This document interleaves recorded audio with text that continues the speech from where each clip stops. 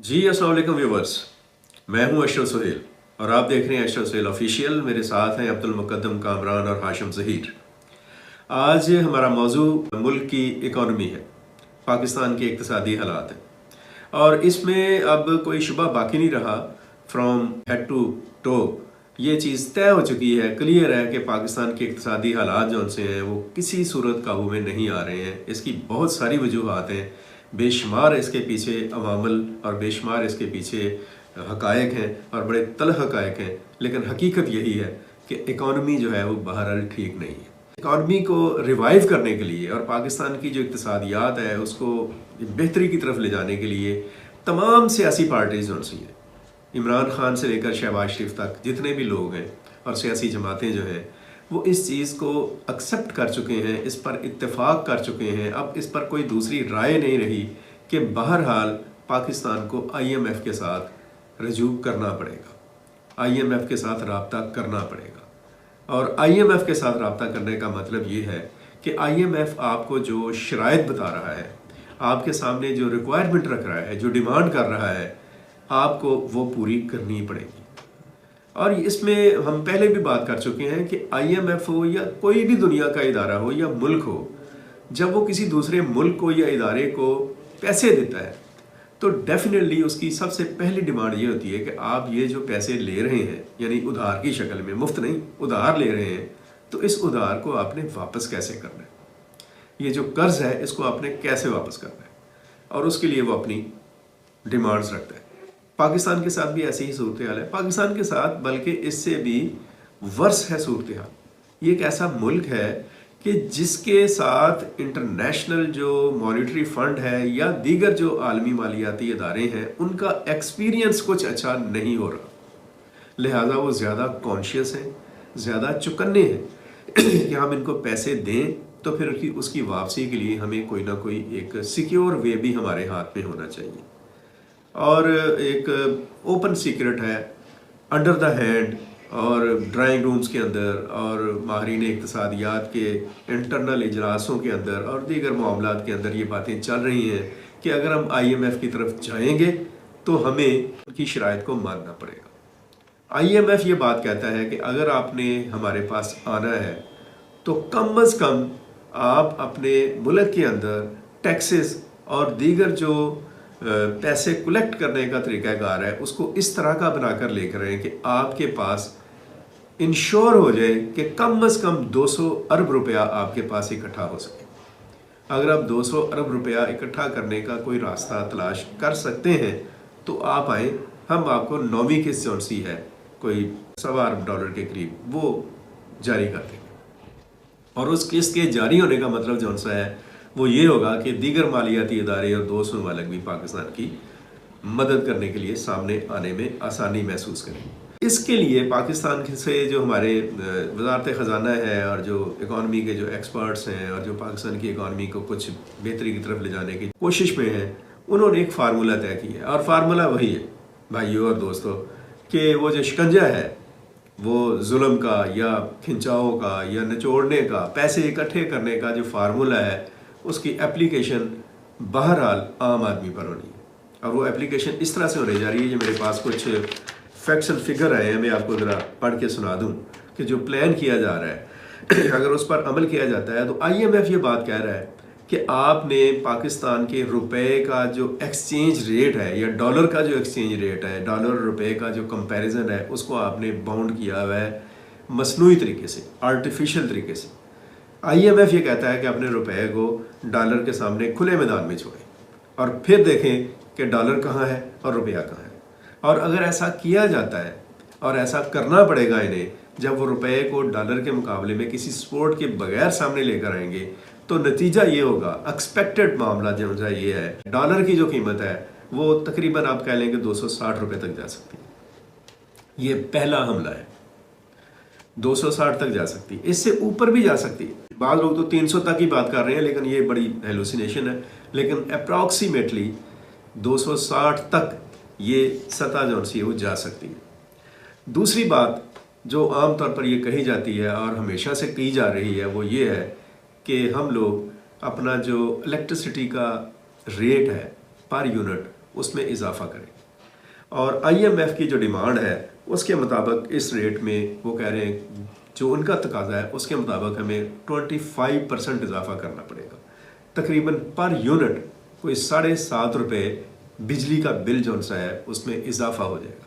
7.5 रुपये का मतलब जो सा है वो ये है कि हम कोई 40 रुपये से 50 रुपये के दरमियान की जो कीमत है वहाँ तक पहुँचे।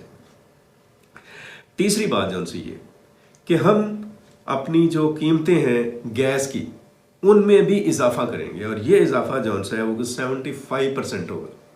यानी जो बिल इस वक्त हमारे आ रहे हैं गैस के ना आने के बावजूद कि गैस आए या ना आए बिल आता है, उस बिल में 75% इजाफा हो जाएगा। आपकी सहूलत के लिए ये बता रहा हूँ। वैसे वो कह रहे हैं कि 600 रुपीज़ पर MMBUT ये उनका एक पैमाना है, उसमें इजाफा होगा और ये कोई 75% आपके बिल में इजाफा होगा। तीसरी चीज़ जो सी है वो ये है कि जो पेट्रोलियम प्रोडक्ट्स हैं, पेट्रोलियम मसनूआत हैं, उनकी कीमतें या बढ़ेंगी या आप दुआ करें कि आलमी मार्केट में वो इतनी कम हो जाए कि ये जो उसके ऊपर टैक्स लगाएं उसके बाद भी ये कह दें कि हम पेट्रोल की कीमत में इजाफा नहीं कर रहे हैं। लेकिन जो इजाफा होने जा रहा है, जो अंडर डिस्कशन है, वो है 17.5% को बढ़ाकर 50% करने का जो पेट्रोलियम डेवलपमेंट लेवी है, यानी उसके मखसूस जो टैक्स लगता है वो टैक्स जो सा है वो 17.5% है इस वक्त और 17.5% से बढ़कर वो 50% हो जाएगा। आप सोच सकते हैं कि ये कहाँ पर जाएगा।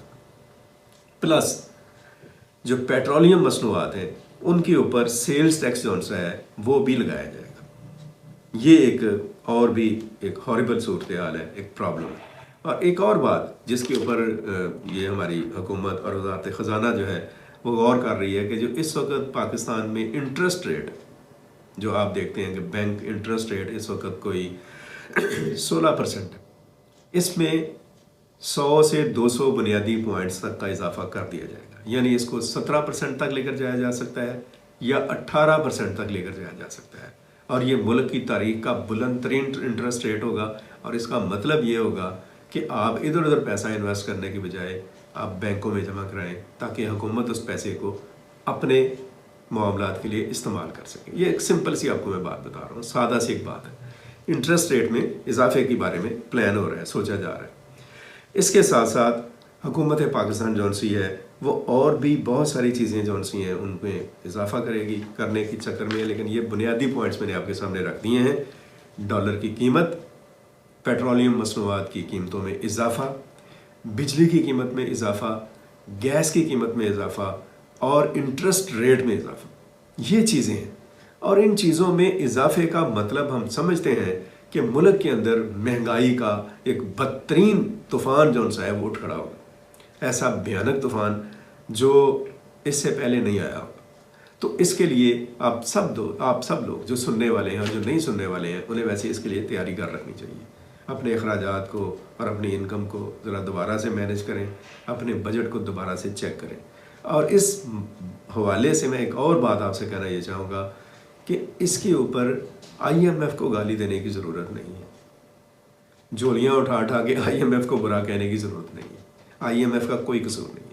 IMF आपको ये कहता है, पाकिस्तान को ये कहता है कि आप अपने मालियाती निज़ाम को इनडिसिप्लिन करें, उसमें नज़्म ज़ब्त पैदा करें, उसके अंदर एक तरतीब पैदा करें, अपने वसाइल का बेहतर इस्तेमाल करें, अपने जो कर्ज आप लेते हैं उसका दयानतदाराना और शफाफ इस्तेमाल करें।